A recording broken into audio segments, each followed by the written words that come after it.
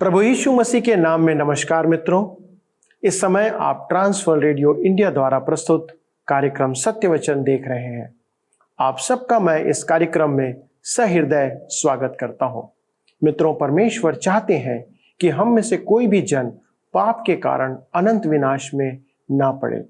यदि हमने पाप किया है तो उससे छुटकारा पाए बगैर दंड से हम नहीं बच सकते, और परमेश्वर की विधियों और नियमों को जानने के द्वारा हम पाप में पड़ने से बच सकते हैं। सत्यवचन बाइबल में अंकित सकारात्मक या नकारात्मक ब्यौरा हमें पाप से फिरने के लिए प्रोत्साहित करता है। लेवी व्यवस्था से धारावाहिक अध्ययन करते हुए हमने पिछले अध्ययन तक शारीरिक शुद्धता और अशुद्धता संबंधी और उचित खाने के नियम और अशुद्ध की विधियों से आध्यात्मिक शिक्षा प्राप्त किया था। आज से हम मनुष्य के जीवन के नैतिक पहलुओं के ऊपर विचार करेंगे, जिससे कि हम परमेश्वर के वचन से उन नैतिक मूल्यों को सीख सकें, जिससे हम अपने समाज और परमेश्वर के सम्मुख एक आदरणीय जीवन जीने पाएं। तो हम आज लेवी व्यवस्था 18वें अध्याय से अपने अध्ययन को आरंभ कर रहे हैं। दोस्तों, प्रार्थना पूर्वक बैठें और इन अध्ययनों के द्वारा से आशीष प्राप्त करें। आज हम लेवी व्यवस्था के अध्याय 18 पर विचार करेंगे। इस अध्ययन का शीर्षक है अनैतिकता की निंदा। प्रिय मित्र, अब तक हमने देखा कि ये विधियां शुद्धिकरण की रीतियों के लिए दी गई थी। ये विधियां धर्म के रीति रिवाज को संचालित करती थी। अध्याय 18, 19 और 20 में हम एक विशेष भाग को पाते हैं जो उस आज्ञाओं को हमारे जीवन की परिस्थितियों में लागू करता है। अब परमेश्वर अपने लोगों के नैतिक जीवन के पहलू के बारे में बात कर रहा है। अब हम दैनिक व्यवहारिक जीवन के बारे में बात करने जा रहे हैं। यह भाग अध्याय 18, 1 से 5 पद में एक प्रस्तावना के साथ खुलता है और अध्याय 20 के अंत में एक औपचारिक लिखित वचन के साथ बंद होता है। ये वचन बहुत महत्वपूर्ण है क्योंकि वे हमें परमेश्वर का अपने लोगों के सामाजिक जीवन में कई प्रतिबंध और नियम देने का कारण बताते हैं। हम ऐसे समय में रह रहे हैं जिसमें नैतिक बुनियादों को तोड़ा गया है और उन्हें घटाया गया है। कौन नियमों को बनाता है और यह कि क्या सही है और क्या गलत है। संदेहवादी यह व्यंग करते हुए पूछते हैं। यह भूमिका और लिपिबद्ध वचन हमें दोहरा अर्थ बताता है। पहला, इस भूमिका के पद 2, 4 और 5 में 3 बार वचन कहता है, मैं यहोवा हूँ। परमेश्वर नियमों को बनाता है। उस आज्ञाओं को तोड़ना गलत है क्योंकि परमेश्वर कहता है कि यह गलत है। दूसरी बात है, लिपिबद्ध वचन दूसरा कारण देता है। लेवी व्यवस्था 20 उसके 26 पद में लिखा है, और तुम मेरे लिए पवित्र बने रहना क्योंकि मैं यहोवा स्वयं पवित्र हूँ, और मैंने तुमको और देशों के लोगों के लिए इसलिए अलग किया है कि तुम निरंतर मेरे ही बने रहो। परमेश्वर की यह मांग है कि उसके लोग पवित्र बने। जीवन की हर परिस्थिति में पवित्रता परमेश्वर की आज्ञा है। मेरे मित्र, यह अध्याय मुख्यतः 7वीं आज्ञा के संबंध में बताता है। वे विचार क्या है? यह अध्याय इसके बारे में विस्तृत जानकारी देता है।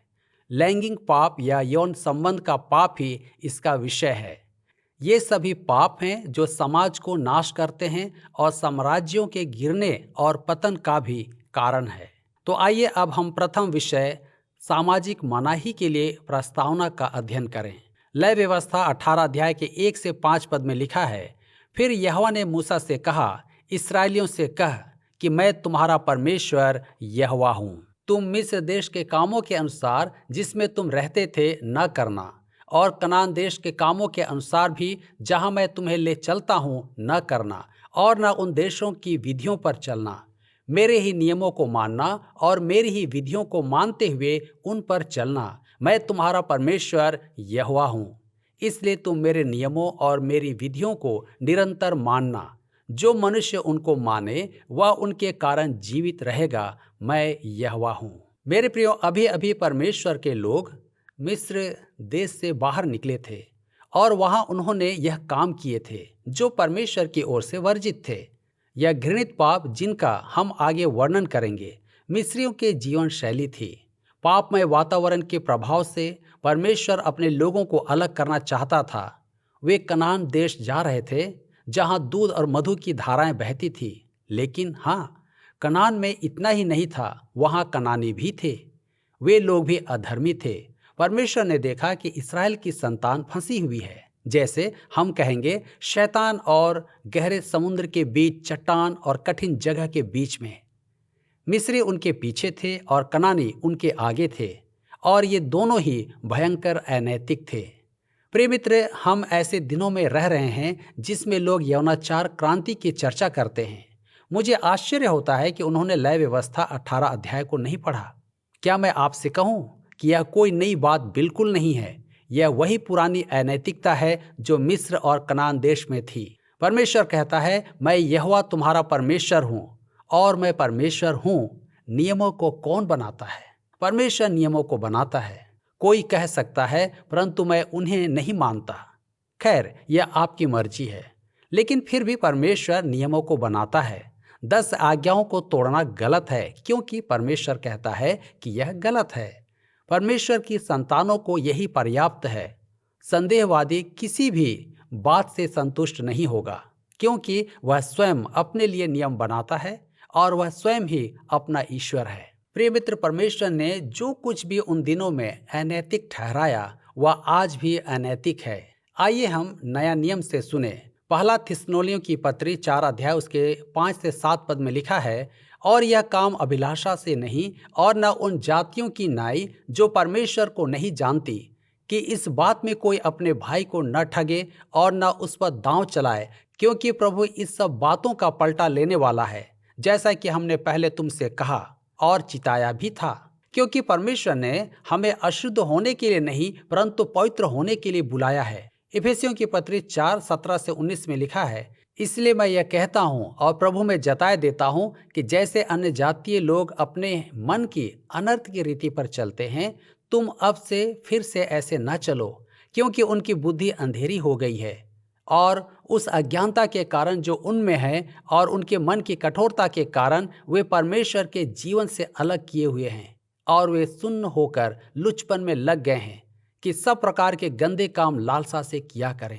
पहला कुरिन्थियों 5:11 में लिखा है, मेरा कहना यह है कि यदि कोई भाई कहलाकर व्यभिचारी या लोभी या मूर्ति पूजक या गाली देने वाला या पियक्कड़ या अंधेर करने वाला हो, तो उसकी संगति मत करना, वरन ऐसे मनुष्य के साथ खाना भी ना खाना।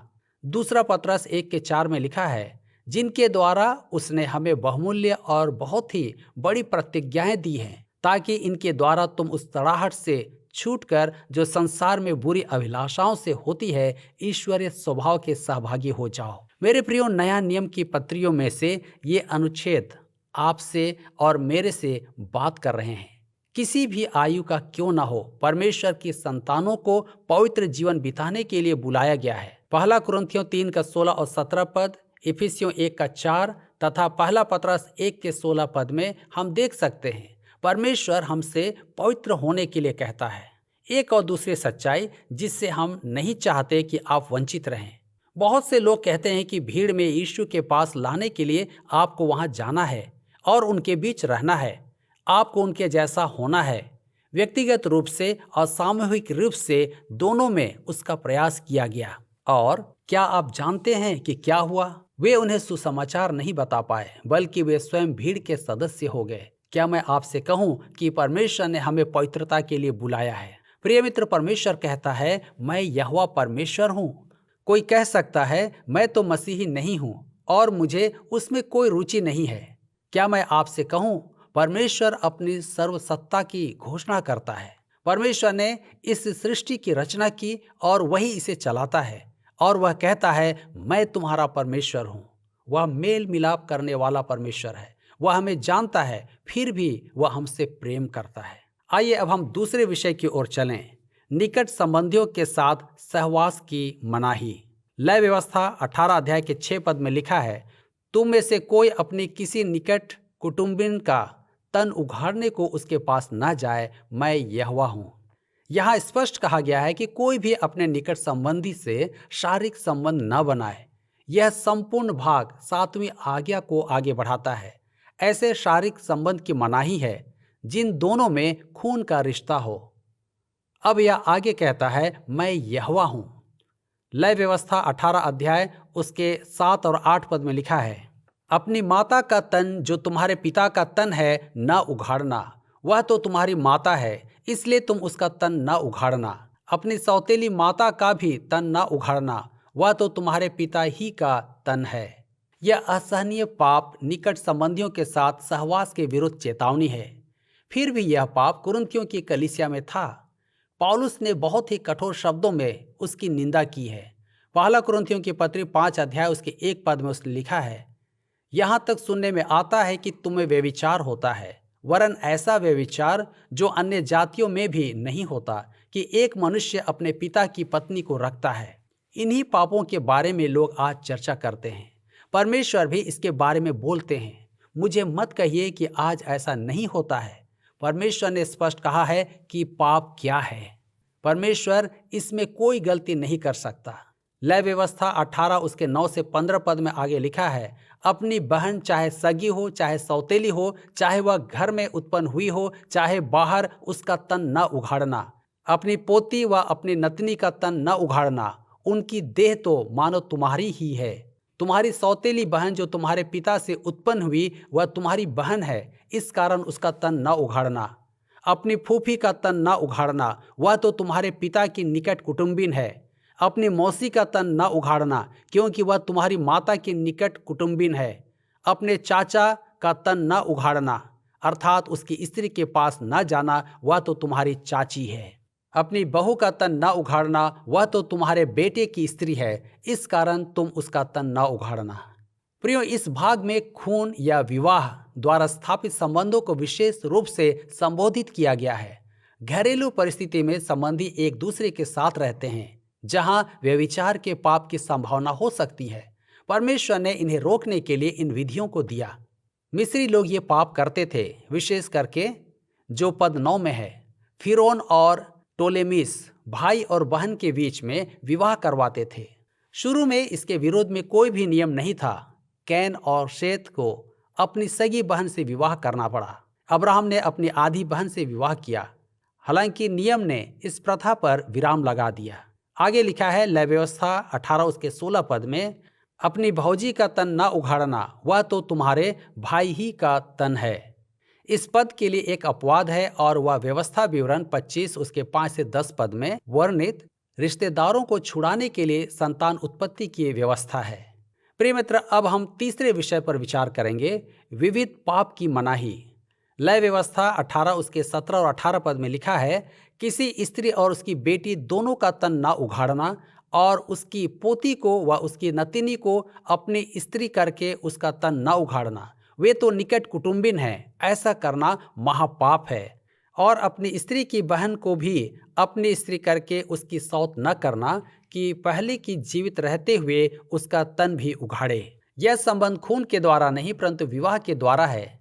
पत्नी के बेटों या बेटी के साथ निकट संबंध के कारण कोई भी विवाह वर्जित है। स्पष्ट है कि दोनों पक्षों में एक ही समय में 2 पत्नियों का उल्लेख है। यह 2 विवाह नहीं बल्कि निकट संबंधी से सहवास के समान माना गया है। बार्कले के शब्दों में इन 2 पदों 17 और 18 पर ध्यान दें। स्त्री और उसकी बेटी के तन को एक साथ न उघाड़ना, न तो उसके भाई की बेटी या उसकी बेटी की बेटी का तन उघाड़ना, क्योंकि उनमें लहू का रिश्ता है। यह निकट संबंधी सहवास है। अपनी पत्नी के जीते जी उसकी बहन का तन न उघाड़ना। लय व्यवस्था 18 उसके 19 पद में आगे लिखा है, फिर जब तक कोई स्त्री अपने ऋतु के कारण अशुद्ध रहे तब तक उसके पास उसका तन उघाड़ने को न जाना। पति पत्नी के वैध वैवाहिक संबंध को भी किसी विशेष समय पर वर्जित किया गया है। शारीरिक इच्छाओं को भी परमेश्वर की व्यवस्था के अधीन करना था। लय व्यवस्था 18 के 20 में लिखा है, फिर अपने भाई बंधु की स्त्री से कुकर्म करके अशुद्ध न हो जाना।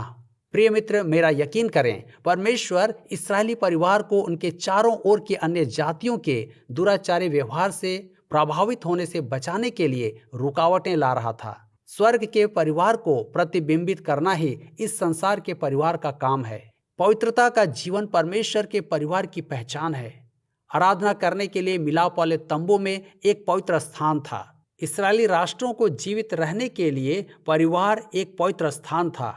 नया नियम में भी इस पर बहुत कुछ लिखा गया है। अच्छा होगा कि इस संबंध में आप पहला कुरिन्थियों 7 अध्याय पढ़ लें। आइए अब हम चौथे बिंदु पर चर्चा करेंगे, अपने बच्चों को मोलेक देवता के आगे चढ़ाने पर मनाही। लय व्यवस्था 18 के 21 में लिखा है, और अपने संतान में से किसी को मोलेक के लिए होम करके न चढ़ाना और न अपने परमेश्वर के नाम को अपवित्र ठहराना, मैं यहोवा हूं। तुम्हारा बीज का अर्थ है उनकी संतान। यह पद उस अध्याय से बाहर लग सकता है, लेकिन अन्य जातियों के मोलेक देवता की आराधना लैंगिक बातों से जुड़ी हुई थी। पुराने मोलेक की मूर्ति को लाल होने तक गर्म किया जाता था और बच्चों के शरीर को उसकी बाहों में रखा जाता था। इसकी भयावहता हमारी कल्पना से भी बाहर है। ऐसे लोग भी हैं जो विश्वास करते हैं कि ऐसा कभी नहीं होता था, हालांकि धर्मशास्त्र में इस बुराई के बारे में लिखा हुआ है। दूसरा राजा 17 के 31 पद में एवं यिर्मयाह की पुस्तक 7 के 31 पद में, और अव्वियों के निभज और तरताक को स्थापित किया, और संपवमी लोग अपने बेटों को अद्रमेलेक और अन्नमेलेक नाम सपवैम के देवताओं के लिए होम करके चढ़ाने लगे।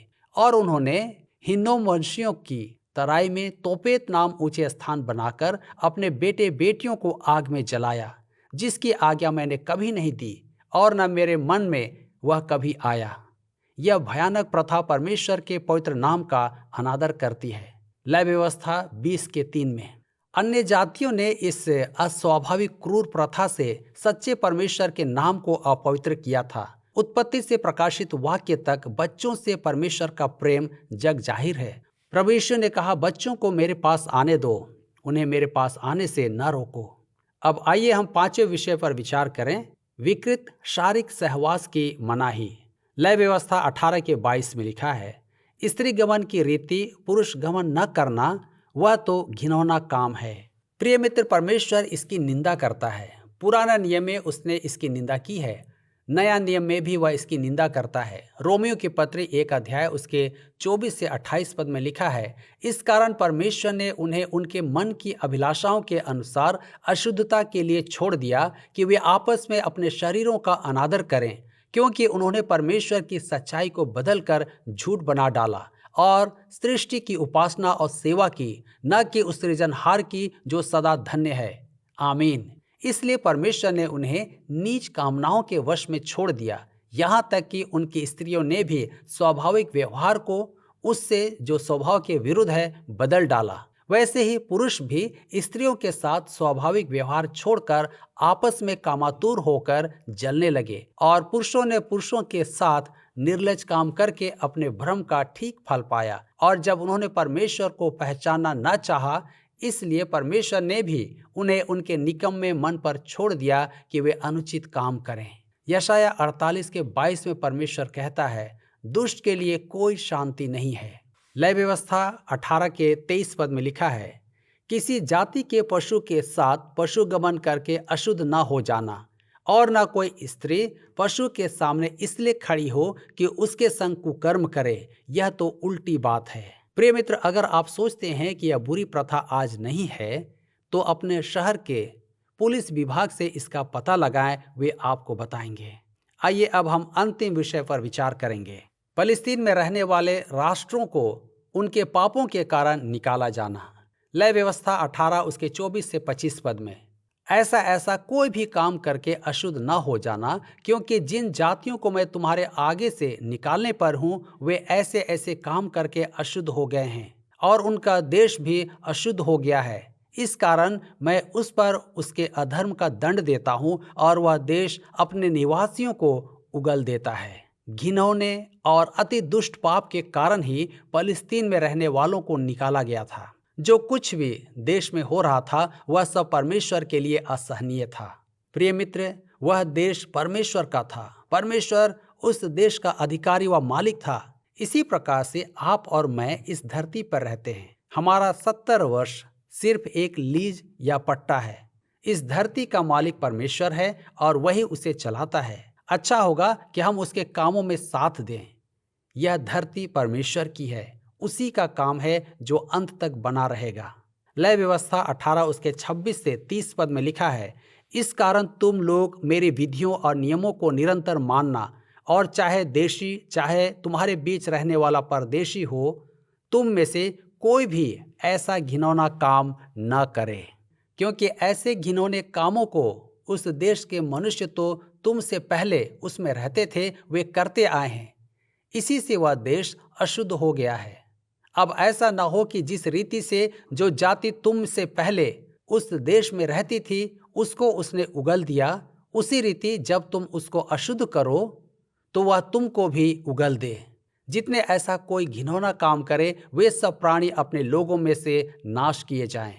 यह आज्ञा जो मैंने तुम्हारे मानने को दी है उसे तुम मानना, और जो घिनौनी रीतियां तुमसे पहले प्रचलित हैं उनमें से किसी पर न चलना और न उनके कारण अशुद्ध हो जाना। मैं तुम्हारा परमेश्वर यहोवा हूँ।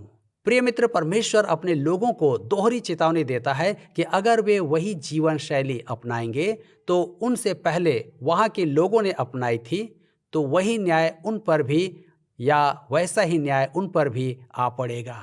परमेश्वर का देश पवित्र होना चाहिए। परमेश्वर का अंतिम उद्देश्य है कि धरती धार्मिकता से ढांकी जाए। हमारे दैनिक जीवन से संबंधित परमेश्वर के कई नियमों के बारे में आज आपने सुना है। मेरा विश्वास करें कि परमेश्वर ने नियम इसलिए नहीं दिए कि आप बंधन में घुट घुट कर जिएं, वरन उसने इसलिए दिए हैं कि आप पक्षी उन्मुख गगन के समान सच्ची शांति और पूर्ण आंतरिक स्वतंत्रता का जीवन जिएं। प्रभु यीशु ने कहा वह इसलिए जगत में आया कि आप भरपूरी का जीवन पाएं। जी हाँ, आपको वह स्वतंत्र और भरपूरी का जीवन देने के लिए आया। क्या आपको यह कार्यक्रम पसंद आया? अभी हमें एक मिस कॉल करें और आप अगले विजेता हो सकते हैं।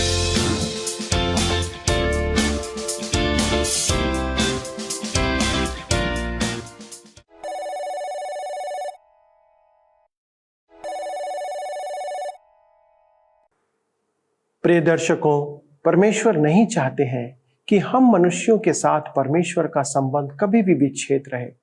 परमेश्वर हमसे प्रेम रखते हैं, लेकिन वह हमारे अनैतिक व्यवहार से सदा बैर भी रखते हैं। दूसरे तरीके से यदि हम कहें तो वह पापी से प्रेम रखते हैं पर पाप से नहीं। वह पवित्र है और वह चाहते हैं कि उसकी सर्वोच्च सृष्टि मनुष्य अपने पवित्र जीवन के द्वारा उसका आदर और मान करे। हमें सावधान रहना चाहिए कि हम अपनी चाल चलन से परमेश्वर और सभी मनुष्यों का आदर सदा करते रहें। जितने भी पाप मनुष्य करते हैं वह शरीर के बाहर करते हैं, लेकिन यौन संबंधी पाप हम अपने शरीर के विरुद्ध करते हैं। हम अपने शरीर के दुश्मन कैसे बन सकते हैं दोस्तों? इसलिए प्रभु से प्रार्थना करें कि अपने परिवार में या आपके परिवार में कोई भी व्यक्ति इस प्रकार के पाप में कभी ना पड़े। परमेश्वर के वचन के प्रति आज्ञाकारिता ही हमें इन पापों से बचा सकती है। बाइबल कहती है कि जिस पर परमेश्वर का अनुग्रह है वह ही इससे बच सकता है। प्रभु का अनुग्रह वचन सीखने वालों पर सदा बना रहता है। इसलिए बाइबल अध्ययन को अपने जीवन का हिस्सा बनाएं। परमेश्वर आपको आशीष प्रदान करे। आइए हम प्रार्थना करें कि परमेश्वर हमको ऐसे सभी पापों से और हमारे परिवार के लोगों को इन सब पापों से बचा कर रखे। परमेश्वर पिता, हम इस बात को आज जानने पाए कि हमारी अनाज्ञाकारिता का जीवन वचन पर नहीं चलने के कारण हम बहुत सी बार ऐसे पापों में पड़ जाते हैं जो हमारे लिए अशोभनीय है। पिता परमेश्वर, हम प्रार्थना करते हैं कि हम सबों के परिवारों में, हमारे जीवनों में कभी भी कोई व्यक्ति इस प्रकार के पाप में पड़ने ना पाए कि हम अनैतिकता का जीवन जिए, हम अपने शरीरों को दोषी ठहराने का कोई भी पाप ना करें, परंतु सदा हम आज्ञाकारिता के साथ इन सब पापों से बचे रहें। पिता, आपका आत्मा हमारी ऐसा करने में सहायता करे। आदर और महिमा आपको देते हुए पिता, इस विनती को प्रभु यीशु क्रिस्ट के नाम से मांगते हैं, आमीन।